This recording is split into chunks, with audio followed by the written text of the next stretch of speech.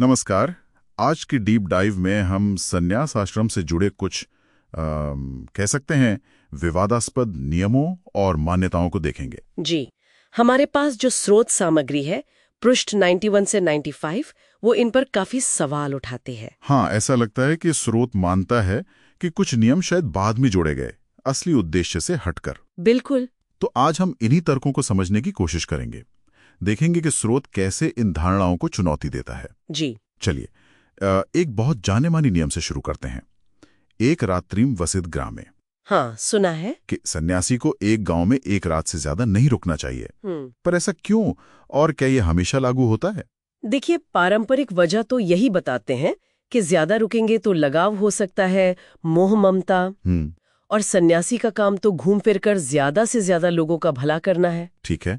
लेकिन स्रोत यहाँ एक बहुत अहम बात कहता है, वो ये कि अगर कहीं ज्यादा रुकने से कोई विशेष फायदा हो रहा हो, समाज का, धर्म का, तो रुकना चाहिए। अच्छा, जैसे कोई उदाहरण?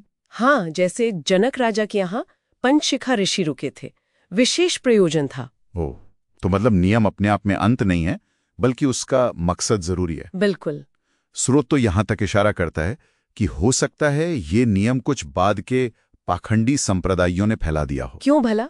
ताकि ज्ञानी सन्यासी एक जगह टिककर उनकी पोल ना खोल दें, उनके फैलाए भ्रम को खत्म ना कर दें। अरे वाह, ये तो काफी अलग नजरिया है। जी।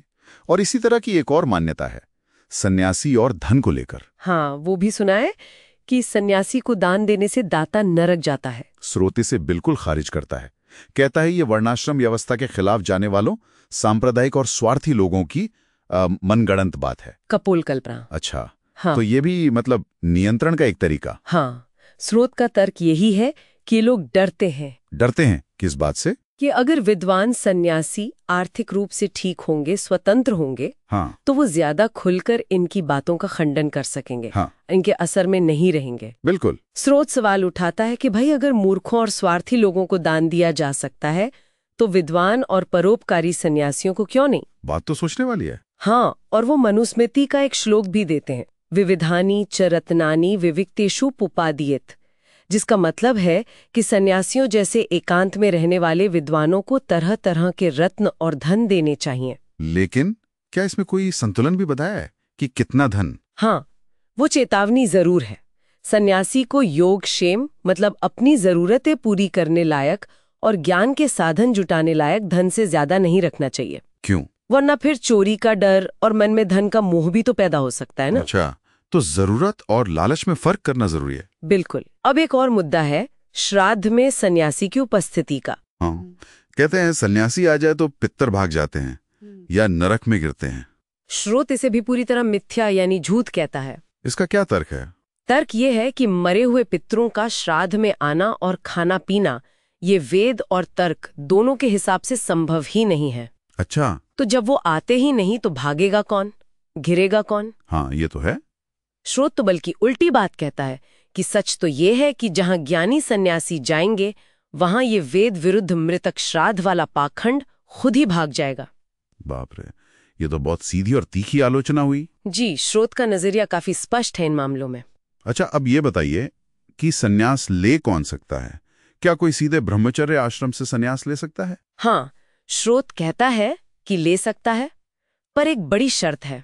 क्या? कि वो व्यक्ति पूरी तरह जितेंद्रिय हो, उसका अपनी इंद्रियों पर, अपने मन पर पूरा नियंत्रण हो।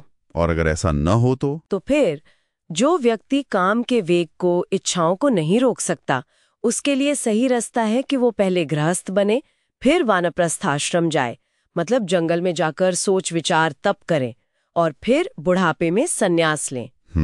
और यहाँ भी एक चेतावनी है कि सन्यास का अधिकार सबको नहीं है। जो योग्य नहीं है वो अगर लेगा तो खुद भी डूबेगा, दूसरों को भी डुबोएगा। तो सन्यास सिर्फ त्याग देना नहीं है, एक खास योग्यता और बहुत बड़ी जिम्मेदारी है। बिल्कुल। स्रोत अलग अलग आश्रमों के कर्तव्य भी बताता है संक्षेप में। ब्रह्मचर्य विद्या और बल के लिए, गृहस्थ उत्तम व्यवहार और जिम्मेदारियों के लिए, वानप्रस्थ विचार, ध्यान, तपश्चर्या के लिए, और सन्यास। हाँ, सन्यास का मुख्य काम क्या बताया गया है? सन्यास का सबसे मुख्य काम है सत्य का उपदेश देना, लोगों के शक दूर करना, सच्चे शास्त्रों को फैलाना, सही व्यवहार सिखाना और गलत छुड़वाना। और कुल मिला के संसार की उन्नति के लिए काम करना। स्रोत साफ कहता है कि जो सन्यासी ये मुख्य धर्म यानी सत्योपदेश वगैरह नहीं करते, वो पतित हैं, नरकगामी हैं। अच्छा। इसी आधार पर शायद स्रोत आजकल के कई समूहों पर भी टिप्पणी करता है, जैसे साधु, वैरागी, गोसाई। हाँ, बिल्कुल। स्रोत का मानना है कि इनमें से कई समूहों में संन्यास आश्रम के असली लक्षण नहीं दिखते, इसलिए उन्हें सच्चा सन्यासी नहीं माना जा सकता। क्या कारण दिए हैं? कई कारण हैं, जैसे वेद के खिलाफ चलना, अपने गुरुओं को वेद से भी ऊंचा मान लेना, सिर्फ अपने पंथ की तारीफ करना, झूठे आडंबर फैलाना, अपने स्वार्थ के लिए लोगों को फंसाना।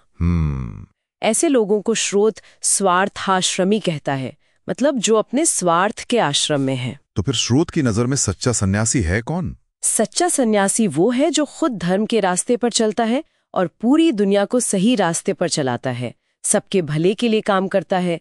वही धर्मात्मा है, वही महात्मा है। तो अगर हम संक्षेप में देखें, आज हमने समझा कि ये स्रोत सन्यास से जुड़े कई नियमों, जैसे कहाँ रहें, धन ले या नहीं, श्राद्ध में जाएं या नहीं, इन पर सवाल उठाता है। जी, और तर्क देता है कि ये नियम या तो गलत समझे गए हैं या शायद स्वार्थ के लिए बनाए गए हैं। स्रोत का जोर बाहरी नियमों से ज्यादा सन्यासी की आंतरिक योग्यता पर है। जी, उसके उद्देश्य पर है। सत्य का प्रचार और संसार का भला। बिल्कुल सही।